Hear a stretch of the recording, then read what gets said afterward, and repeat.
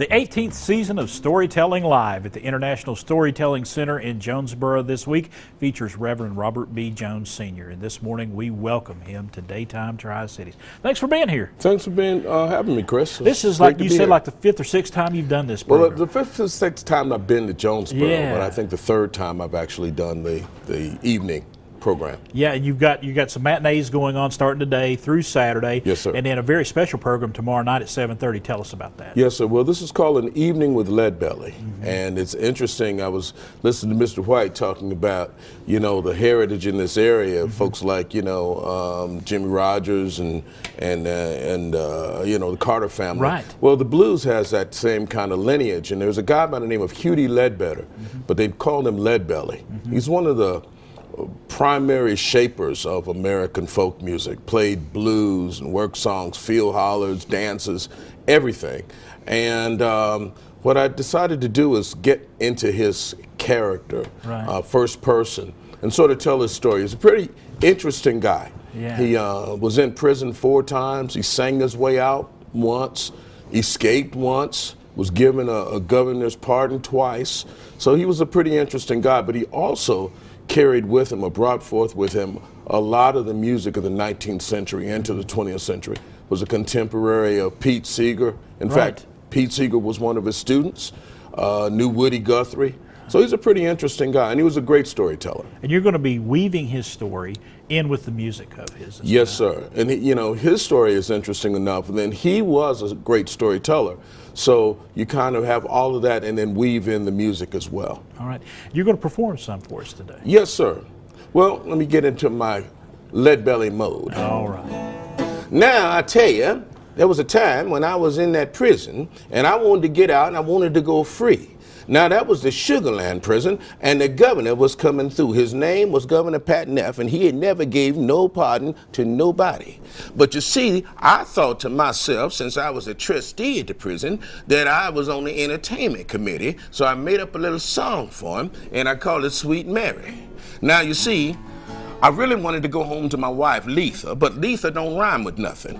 So I decided that maybe I would use the name Mary because a lot of white folks got a mother named Mary, a sister named Mary. Even Mary was the mother of Jesus. So I called it Mary, and when I got the governor close, I did a little song for him like this.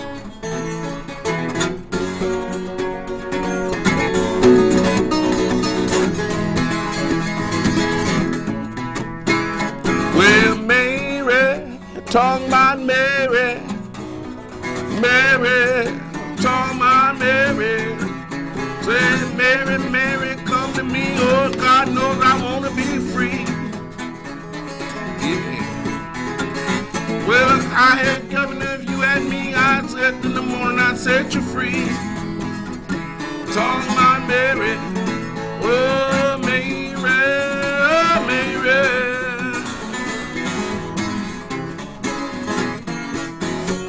Well, Mary, talk my Mary.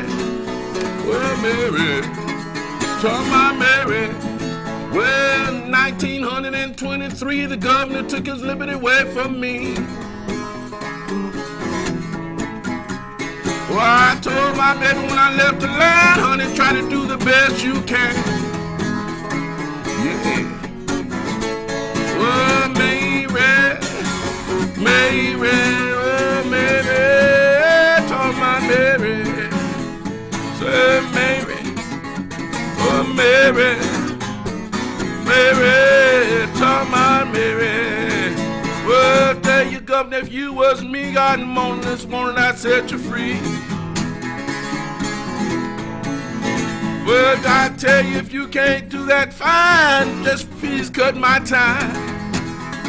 Yeah, whoa, talk my Mary.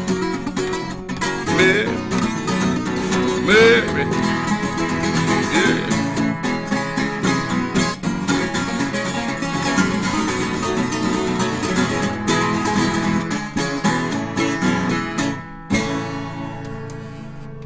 Very nice. Thank you. And just watching your fingers, just impressive. Just very impressive.